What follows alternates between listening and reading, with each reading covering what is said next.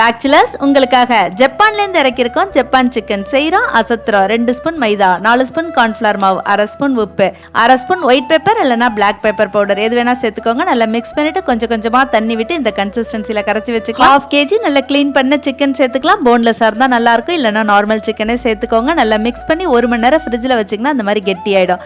சூடான எண்ணெயில் மிதமான தீயில வச்சு பொன்னிறமாக பொரிச்சு எடுத்துக்கலாம். அந்த சிக்கன் வெளியில் நல்லா கிறிஸ்பியாகவும் உள்ள சாஃப்டாகவும் இருக்கும். இது அப்படியே இருக்கட்டும். பேனில் 2 ஸ்பூன் வெண்ணெய், 8லேருந்து 10 பல்லு பூண்டை பொடிசா கட் பண்ணி பொன்னிறமா நல்லா வாசனை வர வரைக்கும் வதக்கிட்டு 5 பச்சை மிளகாயும் சேர்த்து நல்லா வதக்கிடுங்க. 1 கப்பு பால் 250 ml இருக்கும். பால் நல்லா கொதி வந்தோன்னா பொரிச்சு வச்சிருந்த சிக்கனை போட்டு சிம்ல வச்சு 2 நிமிஷம் இருக்கட்டும். ரெசிபியோட ஹைலைட்டே 10 முந்திரியை கொரகொரப்பா மிக்சியில் அரைச்சு கொதிச்சிட்டு இருக்க சிக்கன்ல போட்டு 1/4 ஸ்பூன் உப்பையும் சேர்த்துக்கோங்க. சிம்லேயே வச்சு 2 நிமிஷம் மிக்ஸ் பண்ணீங்கன்னா அசத்தலான ஜப்பான் சிக்கன் ரெடி. ஜப்பான்லேருந்து வந்துச்சா ஈரோட்லேருந்து வந்துச்சா ஆராய்ச்சி எல்லாம் பண்ணாம பேச்சுலர்ஸ் கண்டிப்பா ட்ரை பண்ணி பார்த்துட்டு கமெண்ட்ல சொல்லணும், லைக்கையும் தட்டணும்.